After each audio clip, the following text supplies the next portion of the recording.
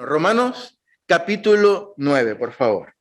Lo tenemos ahí abierto y pues a manera de introducción, en el versículo 1 que ya vamos a leer, vamos a ver que el apóstol Pablo comienza a sincerarse de una manera como no lo había hecho en casi toda la epístola, ¿no? Y para ello, para entender qué era lo que el apóstol Pablo quería transmitir, tenemos que recordar que el judaísmo, ¿verdad?, iba muy de la mano con la cultura hebrea, con la cultura judía, era prácticamente la cultura, o sea, era una cosa que no se puede divorciar el judaísmo del día a día de la cultura hebrea, de la cultura judía, ¿no? Iba muy de la mano, ¿no? Y Pablo resulta ser que estaba predicando este nuevo evangelio que chocaba de alguna manera con las enseñanzas del judaísmo. De hecho, a los nuevos cristianos se le etiquetaban de herejes. Eran herejes y era por eso que Pablo mismo perseguía a los creyentes, o dice la palabra que no solo los perseguía, sino que consentía en la ejecución de los creyentes. De hecho, hemos estudiado que cuando Pablo conoció al Señor iba a buscar unas cartas que les iban a dar para que le dieran permiso de ir a seguir apedreando aleluyas y panderetas por allí, ¿no? Al primero que veían, tracatrán, ¿no? Y Pablo consentía en eso, ¿no? Pero Pablo, pues ahora la tortilla, como quien dice, pues se ha volteado, ¿no? Y es Pablo el que está del otro bando, ¿no? Y tenemos que ponernos en los zapatos de Pablo, ¿no? Pablo era un judío, ya lo habíamos estudiado, hebreo de hebreos, fariseo, sus padres fariseos también, formado bajo los pies de Gamaliel, uno de los maestros más reconocidos de la época. Y bueno, pues Pablo era una institución, Pablo era una persona que en el judaísmo era súper representado y una persona importante dentro del judaísmo, y ahora pues él estaba pues en otro bando, y nosotros vemos por la palabra que Pablo pasó de ser perseguidor a ser perseguido. De hecho, ya en este punto Pablo había pasado por unas cuantas lluvias de piedras, ¿verdad? Había sido dado por muerto en uno de sus viajes misioneros y tuvo que irse arrastrando a otra ciudad de por allí de Asia Menor. Había sido amenazado, había sido apedreado una y otra vez. Y no era raro, no sería raro que en muchos círculos hebreos, muchos círculos de su misma tierra, de su misma patria, él fuese tildado de antipatriota, ¿no? De una persona que le dio la espalda a su cultura, a su pueblo, a los judíos, a los hebreos. De hecho, incluso él predica en esta misma carta, lo hemos leído, y habla acerca de la ley, ¿no? Y aunque aclara que la ley no es mala en sí misma, en varias ocasiones dice, pero la ley pues, no sirve para nada porque la ley no llega hasta donde la gracia de Jesús que predicamos ahora está llegando. Y eso pues seguramente no le cayó bien o no le habría caído bien a los judíos, ¿no? De hecho, pues Jesucristo mismo dice que fue piedra de tropiezo para el pueblo judío. Pablo lo expone al final del capítulo que ya leeremos cuando lleguemos a la parte final, ¿no? Y hemos leído también que incluso en la misma carta a Pablo se le calumnia y se le dice que Pablo está predicando un evangelio que dice que, como Pablo decía, que a medida que se peque o a medida que haya pecado sobreabunda la gracia. Entonces habían unos por allí que estaban diciendo, mira, este hereje está predicando que hay que pecar más, porque mientras más pequemos y más violemos la ley de Dios, entonces más gracia y más se derrama más el amor de Dios. Y Pablo dice, no, eso no es lo que estamos predicando. Hay algunos que lo están calumniando, que nos están calumniando de esa manera, ¿no? Y bueno, pues este era el contexto y esta era la situación que Pablo estaba viviendo en ese momento, ¿no? Probablemente lo habrían acusado de apartarse, ¿no? De sus raíces, de su pueblo, de darle la espalda a su gente, ¿no? Y por esta y todas estas y muchas otras cosas, ¿no?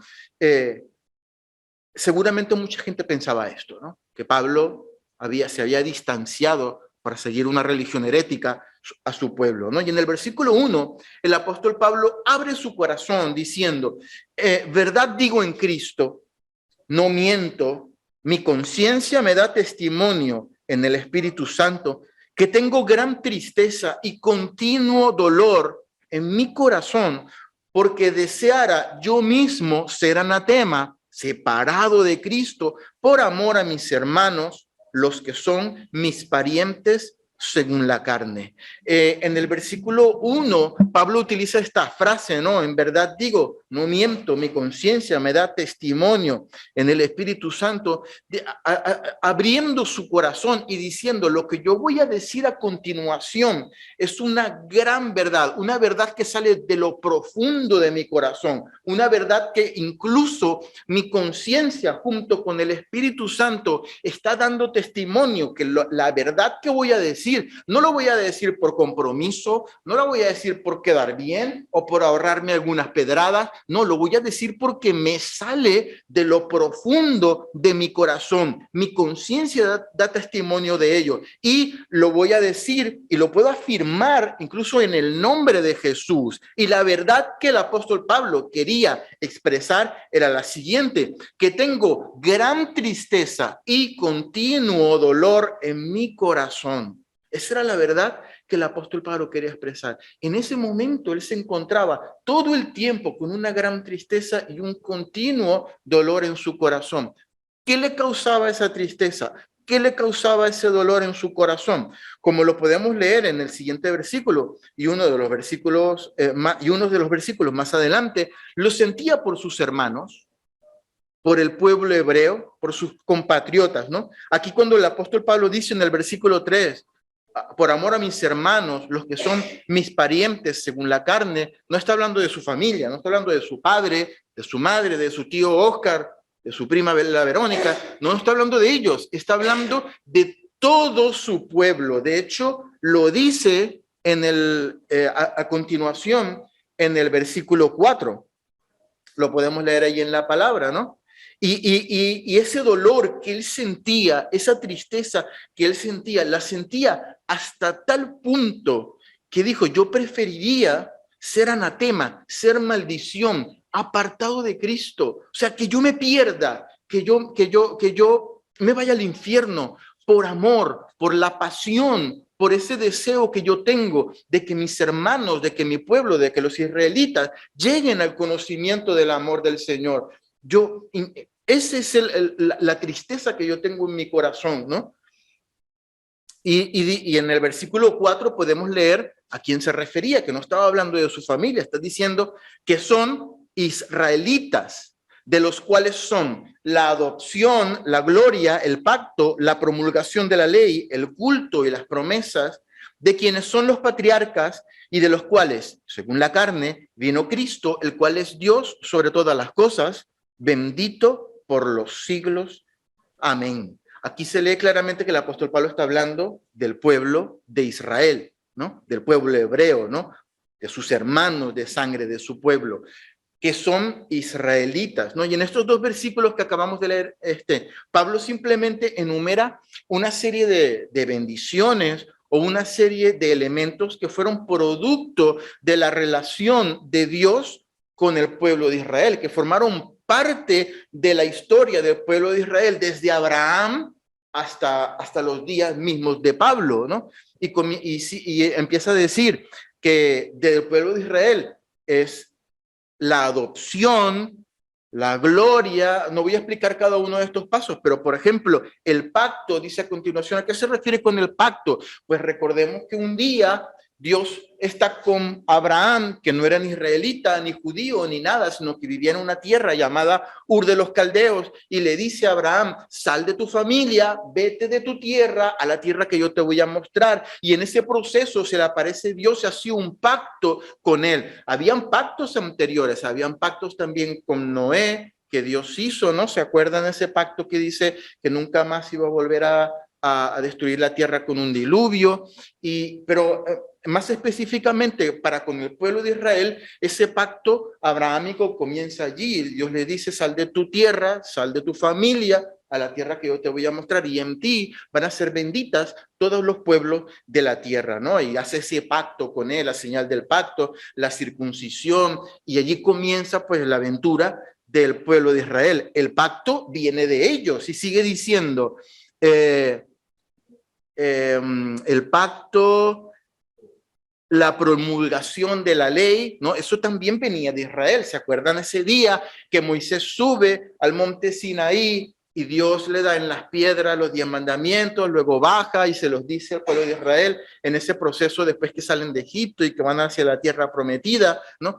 Entonces la ley pues también viene de ellos. El culto, sigue diciendo, ¿no? Dios le muestra al pueblo de Israel toda la liturgia y todas las cosas que tienen que hacer para hacer el sacrificio, para la orden sacerdotal, los levitas, los cantos, todo eso Dios se lo mostró al pueblo de Israel y viene de Israel el sacrificio del cordero para el perdón de los pecados, todo eso viene del pueblo de Israel, ¿no? Los cánticos, las promesas que Dios le da al pueblo de Israel, todo eso también forma parte de la historia de Israel. Menciona también que de Israel han venido los patriarcas, pues todas las personas que nosotros conocemos en la palabra, desde Abraham, Isaac, Jacob, todos estos patriarcas, Moisés incluso, todos vienen de Israel, ¿no? Y allí el apóstol Pablo sigue enumerando la importancia del pueblo de Israel, no solamente para con él, sino en el plan de Dios, ¿no? Y sigue diciendo también,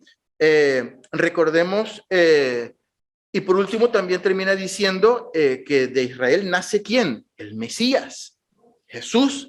Recordemos que la madre de Jesús, María, era descendiente de David y Jesús nace de ella y pues el Jesús, nuestro Mesías, también viene de Israel. Y a continuación pues dice quién es Dios sobre todas las cosas, exaltando su deidad, su divinidad y alabándolo para terminar este párrafo, ¿no? Y sigue diciendo algo muy, muy interesante. Dice, no que la palabra, versículo 6, no que la palabra de Dios haya fallado. Vamos a ver, en la palabra, todo esto, todas estas bendiciones que están en el pueblo de Israel, conducen a que este sea el pueblo escogido, a que este sea el pueblo de Israel. Entonces, la palabra de Dios ha fallado, pero hace una aclaración aquí y dice, porque no todos los que descienden de Israel son israelitas. Vamos a ver, a continuación el apóstol Pablo hace una aclaración y dice que no todos los nacidos descendientes de Israel son los israelitas. Esto que Pablo está diciendo es, o lo que Pablo está comenzando a decir, es una introducción bastante interesante a algo que el apóstol Pablo quiere desarrollar y dejar plasmado en el capítulo 9 de Romanos, y es la soberanía de Dios. Prácticamente el capítulo 9 de Romanos gira en torno a la soberanía de Dios, ¿no? Y el apóstol Pablo comienza haciendo un poco contando esta historia a manera de introducción para llegar a lo que quiere decir que es la soberanía divina, la soberanía de Dios. Y comienza diciendo que no todos los que descienden de Israel son israelitas. Y yo creo que aquí tendríamos que hacer un pequeño paréntesis y una aclaración. Aquí el apóstol Pablo no está hablando del Israel espiritual o de los hijos, o digamos, los judíos que acepten a Jesús, esos son los verdaderos israelitas. No, aquí está hablando de algo muy sencillo que lo vamos a ver desarrollado a medida que leamos estos capítulos y que nos recuerdan un poquito la historia del pueblo de Israel. Dice que no por ser descendientes de Abraham son todos hijos de la promesa, ¿vale? ¿Por qué es eso? Porque no todos forman parte del pueblo de Dios simplemente por haber descendido de Abraham. Y Pablo lo explica por qué quiere decir eso. Lo menciona en el versículo 7, donde dice que la descendencia está en Isaac. Es decir, desde Isaac te será llamada descendencia, lo dice el versículo 7. Vea, dice, ni por ser descendientes de Abraham son todos hijos de la promesa, sino en Isaac te será llamada descendencia. Y esto lo explica en el versículo 8. Dice, esto quiere decir, déjame que te explique lo que estoy diciendo. No los que son hijos según la carne son los hijos de Dios, sino los que son hijos según la promesa son contados como descendientes. Es decir, no por ser hijos o descendientes de Abraham adoptan automáticamente la cualidad de ser hijos de Dios, ser hijos de la promesa. Hay una condición aquí: para poder ser hijos de Dios, hijos de la promesa, tenían que ser descendientes de la promesa. ¿Y cuál es la promesa? El apóstol Pablo lo dice en el versículo 9, porque la palabra de la promesa es esta: por este tiempo vendré y Sara tendrá un hijo. Recordemos la historia. Abraham vivía allí, era viejo, Sara también era vieja, no solamente era vieja, sino que era estéril, como para terminar de cerrar con broche de oro, ¿no? Como Dios diciendo, lo pongo más difícil para glorificarme mucho más, de una manera más portentosa, ¿no? Y dice la palabra que Sara, pues como veía que no llegaba la promesa, pues tenía allí una sierva, ¿se recuerdan? La sierva llamada Agar, y le dice a Abraham, pues Abraham, mira, aquí está la sierva. Era una práctica que se hacía con los patriarcas en ese tiempo. Mira que está guapa, está joven y tal. Y Abraham, pues ni corto ni perezoso, pues tuvo un hijo, con Agar. Y ese hijo fue Ismael. ¿Recuerdan, no? Pero lo que está diciendo el apóstol Pablo es eso, aunque no menciona y aunque no dice nombres y aunque no cuenta la historia, porque parece ser que él está escribiendo a lectores que ya la historia la conocen. Es lo que nos da la impresión por lo que Pablo dice, ¿no? Él lo que quiere transmitir es eso. Ojo, la promesa viene es por Isaac, porque él fue el hijo de la promesa, el hijo que yo prometí y del cual sería la descendencia de Abraham. Y el otro, aunque no lo menciona ni dice nada, yo creo que eso es lo que el apóstol Pablo quiere sacar de la ecuación allí. Por eso dice, la promesa es desde Isaac, que fue el hijo prometido entre Abraham y Sara, que nace después de Ismael. ¿No? El hijo de la promesa, el hijo que Dios le promete a Abraham con Sara, ¿no? Y Isaac se casa, a su vez, con otra chica, el hijo de Abraham y Sara, se casa con Rebeca, ¿no?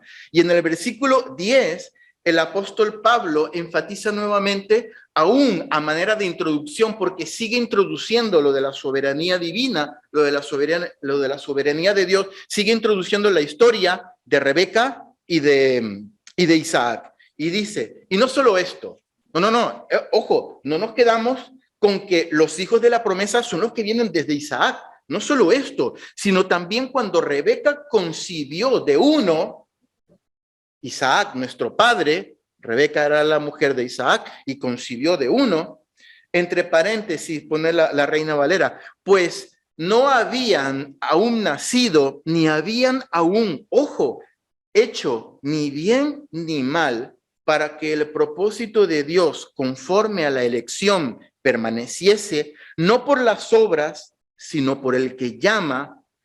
Versículo 12, se le dijo, el mayor servirá al menor, como está escrito, a Jacob amé, mas a Esaú aborrecí. Pablo parece nuevamente retomar la idea del capítulo 8 acerca de la predestinación y todo lo que hablamos un poquito, ¿se acuerdan del calvinismo y del arminianismo, de la predestinación? Que Pablo ya había mencionado en el capítulo anterior. Y dice en el versículo 11, menciona los dos hijos de Isaac y de Rebeca. Rebeca tuvo dos hijos, ¿se acuerdan? ¿No? ¿Quiénes eran? Jacob y Esaú. Esos fueron los dos hijos. Y recalca que, ojo con esto, recalca el hecho de que aún no habían nacido, aún no habían hecho ni bien ni mal, y ya Dios había elegido uno y había desechado el otro, ¿no?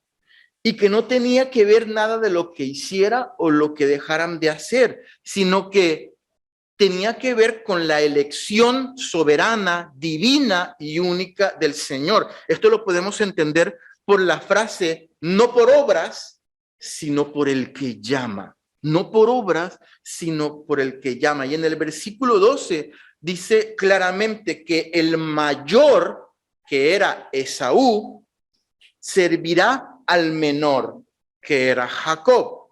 Como está escrito, a Jacob amé, pero a Esaú aborrecí. Y me gustaría que recordáramos un poquito esta historia porque es sumamente interesante. La podemos encontrar en Génesis, el primer libro de la Biblia, en el capítulo 25. Y esta es la historia de Isaac, de Rebeca y del nacimiento de Esaú y de Jacob, que es súper interesante. Es súper interesante y marca de una manera tajante la historia de Israel.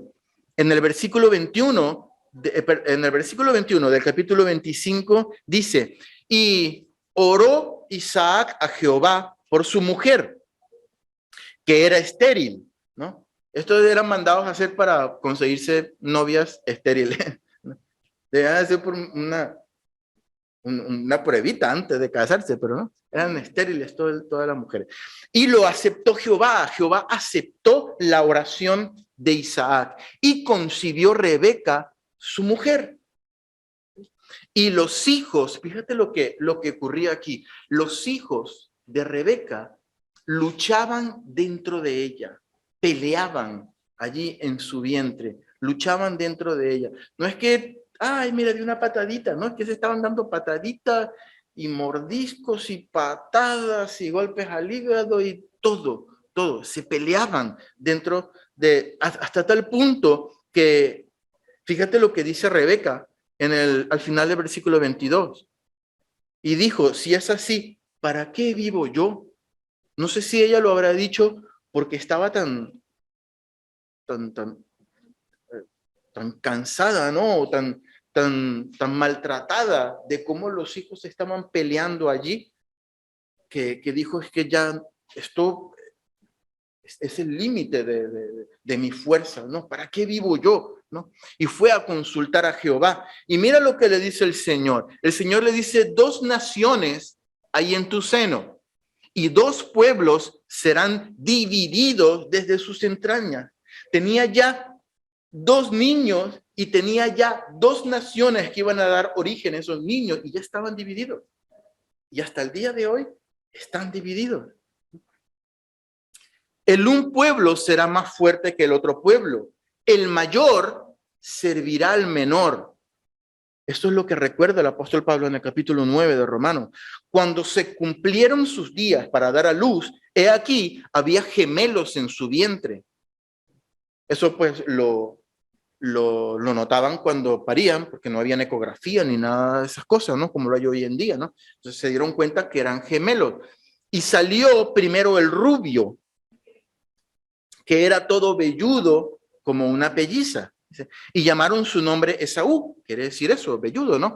Y después salió su hermano, trabada su mano al calcañar de Esaú. ¿Qué pasó allí? Salió el bebé, el primero, mira la cabecita, mira la manita, salió el colito, salió el piecito, y cuando salió el piecito venía el otro cogido del pie, como diciendo, no, yo quiero ser el primero, no vas a salir tú, ¿no? Pero Esaú sale primero, y al salir primero es el mayor, aunque sea con un segundo de diferencia, es el mayor, es el primero que asomó la cabecita, pues es el mayor, entonces pues es el primogénito, y es sobre el cual está la sentencia de la promesa.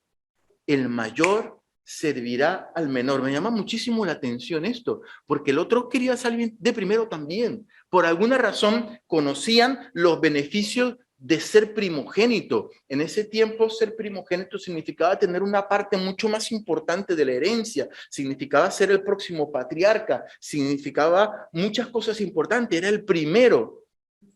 Por alguna razón estos 2 renacuajos allí lo sabían, ¿no? Y como 2 buenos energúmenos pelearon tanto intentando ser el primero, pero uno salió de primero. Pero antes de eso, antes de que uno saliera primero y saliera después, ya había una sentencia de parte de Dios que decía, el mayor, el primero, servirá al menor. Es curioso cómo aquí también vemos esa soberanía de Dios, ¿no? Ellos estaban luchando y por eso el apóstol Pablo dice, no tiene nada que ver el que corre o el que pelea, sino que el que llama. Ya Dios tenía un llamado sobre estos 2. Y el que salió de primero ya estaba definido que iba a salir de primero y ya estaba definido que iba a servir al menor. Es curiosísimo. Por más que se hayan esforzado aquí, por más pelea, tocó lo que Dios ya tenía sobre ellos. No, esto me llama muchísimo la atención. Y salió su mano trabada en el calcañar de Esaú y fue llamado su nombre, el menor, Jacob, ¿no? Jacob, y Isaac era de 60 años cuando ella los dio a luz, ¿no? Jacob luego se convierte también en una pieza importantísima de la historia del pueblo de Israel, ¿no? Porque es otro de los patriarcas, ¿no?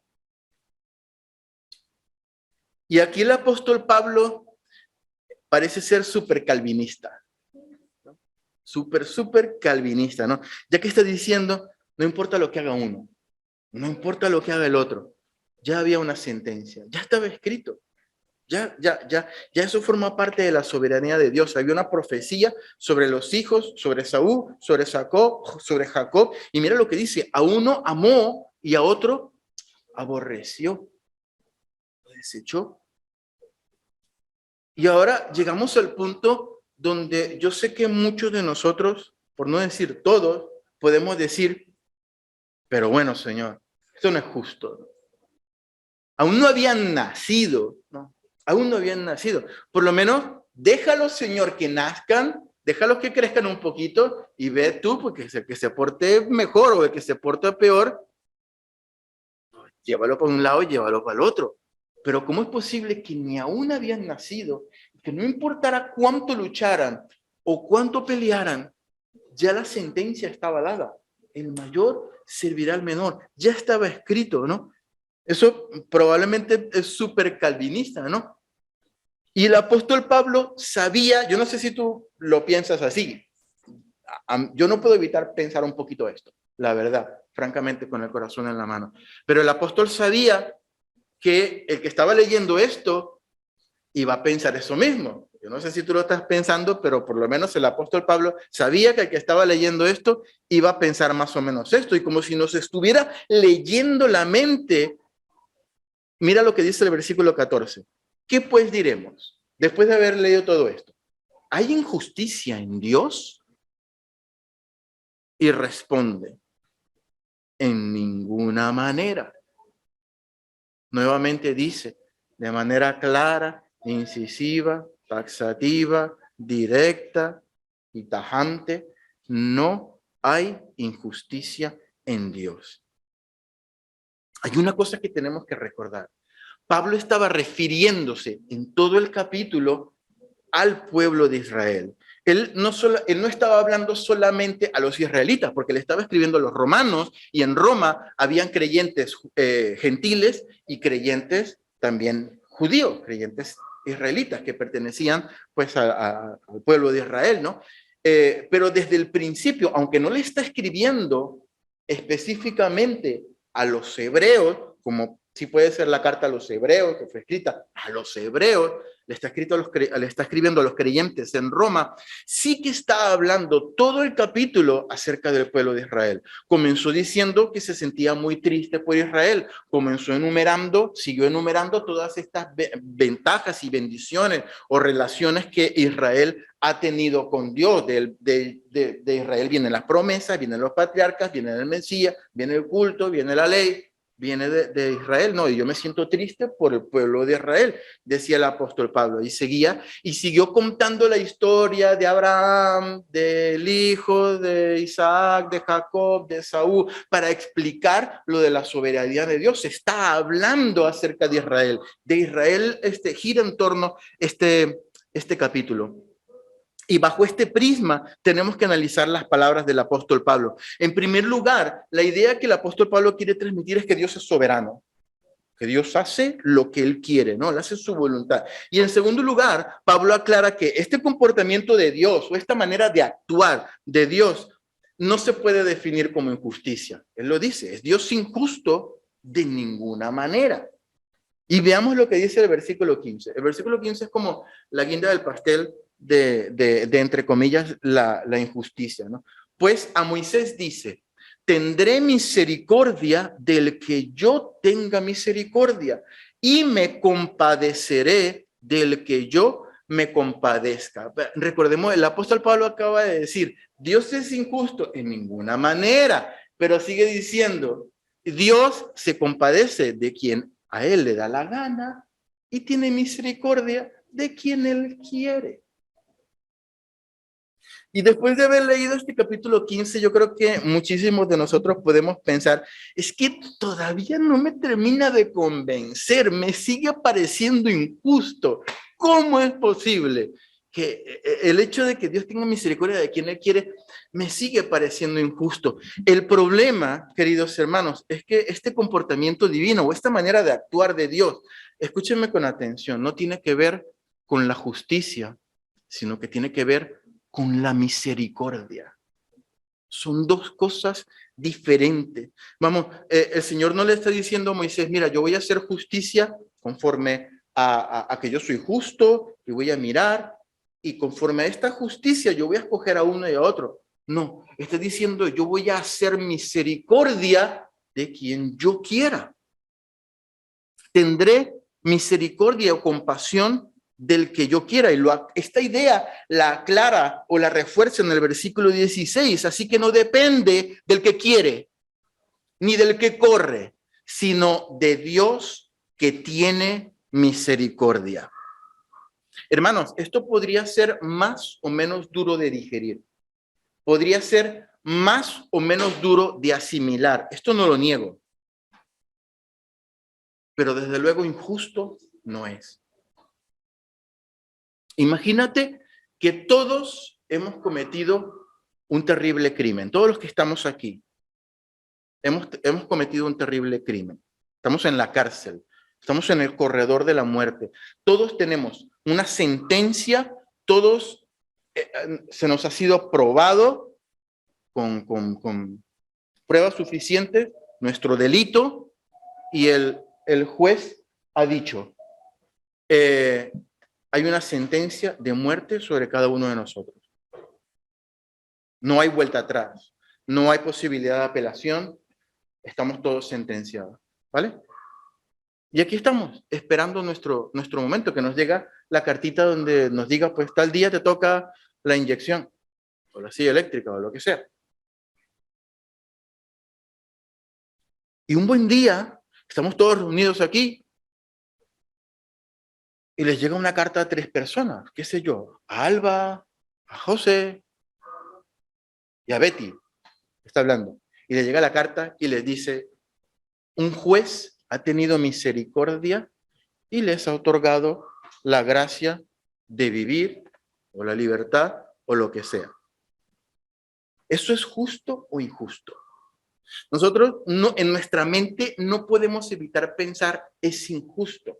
Pero es que en realidad nosotros, eso no nos hace menos culpables a nosotros. Seguimos teniendo el mismo crimen encima que hemos cometido. La sentencia la hemos tenido sobre nuestras cabezas. No somos menos culpables. Incluso estas personas que han recibido la gracia no son menos culpables. Simplemente han recibido una gracia, han recibido una misericordia. ¿Depende de ellos? No, depende del juez o de la persona que le dio la gracia y que le dio la libertad. ¿Depende de nosotros que seguimos aquí en Chirona y que nos van a matar? No, tampoco depende de nosotros. Hemos sido condenados. Y es a lo que se refiere el apóstol Pablo. No hay nada de lo que podamos hacer. Ha sido una elección divina del Señor y ahí está la gracia, ¿no? Injusticia. No es injusticia. Yo me acuerdo hace unos meses vi la noticia de que el gobierno le dio una amnistía a unos presos etarras, unos que habían cometido unos asesinatos y los dejaron ahí en libertad, ¿no? Porque les dio eso, la amnistía, ¿no? Los perdonaron, ¿no? Les dio el perdón, ¿no? Entonces yo digo, a mí me da mucha rabia, porque yo digo, entonces yo voy a ir a robar un banco, o no pago mis impuestos directamente, no los pago, y bueno, pues que el gobierno me perdone a mí también, ¿no? Porque él tiene que perdonarles a ellos y a mí no. Eso es injusto. Pero es que, no, yo tengo que hagan la prueba de ir a robar un banco, de no pagar los impuestos, te va a caer la grande, porque es lo que dice la ley que toca. Si ellos tienen la potestad de perdonar a estos y lo hacen, eso no me hace a mí, eso no hace una injusticia para conmigo, ¿no? Aunque yo lo pueda ver así, yo tengo que seguir siendo un ciudadano que tengo que cumplir todas las leyes, ¿no? Porque si no, me va a caer una buena, ¿no? Si voy a robar un banco y, pero esto sí, esto no, nada, yo voy preso y no me perdona nadie, ¿no? Empezando porque perdonarme a mí no da votos, ¿no? Eso es una cuestión política, ¿no? Pero independientemente de eso, así es como funciona. No dejo de ser culpables. Entonces, ¿es Dios injusto en este aspecto? De ninguna manera. Puede ser un poco más difícil o menos difícil de digerir, sí, de asimilar. Sí, porque unos sí y a otros no. Porque a este no había nacido todavía y ya lo eligió. Recordemos, sí, sí, claro. Lo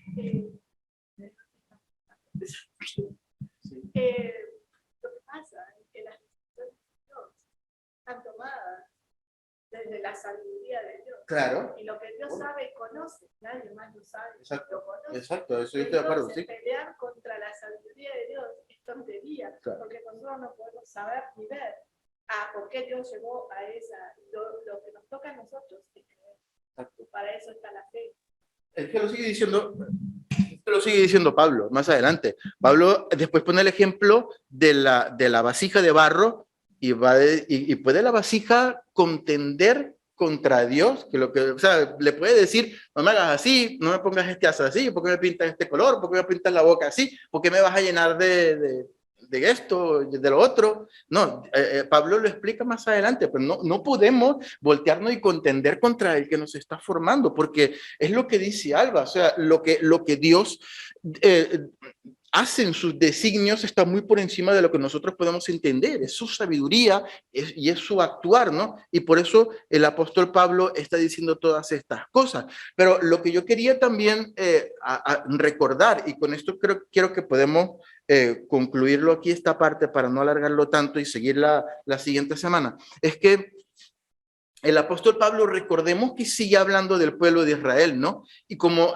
ha dicho en los primeros versículos, ¿no? Hay una relación especial que Dios ha tenido con ellos, ¿no? Les ha dado la ley, les ha dado las promesas, les ha dado el culto, los patriarcas, Jesús vino de ellos, ¿no? Y ellos han sido favorecidos con estas promesas, ¿no?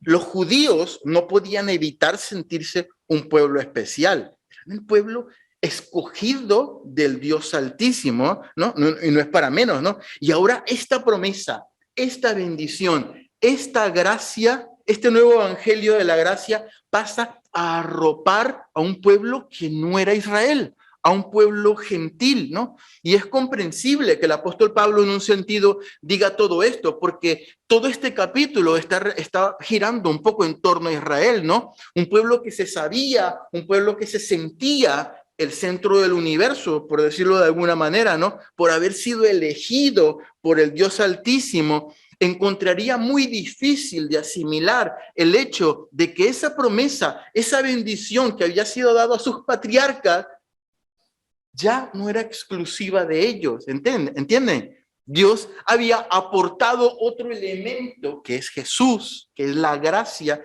y hacía que esa misericordia llegara mucho más allá de las fronteras de Israel. El apóstol Pablo lo dice al final del capítulo, ¿no? Citando a Oseas, la que no era amada, ahora es amada, la que no era pueblo, ahora se convierte en pueblo, ¿no? Y es normal que un judío venga y diga, pero vamos a ver, Señor, yo soy hijo de Abraham. Tú le diste la promesa a Abraham. Allí en el monte le dijiste, estás viendo las estrellas. Tus descendientes no se van a poder contar como las estrellas, como las arenas del mar. Voy a hacer un pacto contigo. La señal del pacto será la circuncisión. Nos hemos circuncidado desde el principio. Yo estoy circuncidado. Yo como comida como tú dices que yo la coma y la comida que tú dices que yo la coma. Yo me esfuerzo por cumplir la ley, lo he hecho desde el principio, lo hizo mi padre, lo hizo mi abuelo, lo hizo mi tatarabuelo y hemos vivido vivido en esos designios tuyos, hemos visto el mar abierto y pasamos en medio, hemos hecho tantísimas cosas, nos has dado la tierra prometida, hemos hecho tantas cosas y hemos pasado tantas cosas juntos porque somos el pueblo elegido, y ahora vienes tú y le das las promesas que nos pertenecen a nosotros, a otros. Y yo creo que gran parte de lo que el apóstol Pablo está diciendo viene por esto. Ahora cualquiera puede venir y disfrutar de las promesas de Dios. Sí, porque no es por el que corre, ni por el que pelea, ni por el que hace, ni por el que no hace, sino que es por la fe. Es lo que está diciendo el apóstol Pablo. Versículo 16. No depende del que quiere, ni del que corre, sino de Dios que tiene misericordia. Y luego habla acerca del faraón, 17, porque la escritura dice a faraón: por esto mismo te he levantado, para mostrar en ti mi poder, para que mi nombre sea anunciado por toda la tierra, de manera que de quien quiere tiene misericordia, y al que quiere endurecer, endurece. Y la siguiente vez que sigamos con este capítulo, vamos a ver lo curioso del caso del faraón, porque el caso del faraón es muy curioso, ¿no? Porque Dios, dice la palabra que Dios endureció el corazón del faraón. Bueno, eso hay en varias partes. Hay una parte de la palabra que dice que el corazón del faraón se endureció, o que el faraón endureció su corazón, pero hay una parte que dice que Dios endureció el corazón del faraón para mostrar su gloria, ¿no? Y después es lo que el versículo 19 que dice, aquí hay una pregunta súper interesante, y el versículo 19 dice: pero bueno, Dios, ¿por qué me culpas a mí si eres tú el que endureces mi corazón y yo no me puedo resistir a lo que tú haces en mí? Y ahora el culpable soy yo, ¿no? Entonces, después desarrolla el apóstol Pablo lo que dice: ¿y cómo va a contender la vasija con el alfarero con el que la hace, ¿no? Y ahí desarrolla una serie de ideas que veremos la próxima vez, que es súper bonita, súper interesante, y concluiremos con el capítulo 9. Amén. Señor, te damos gracias por tu amor.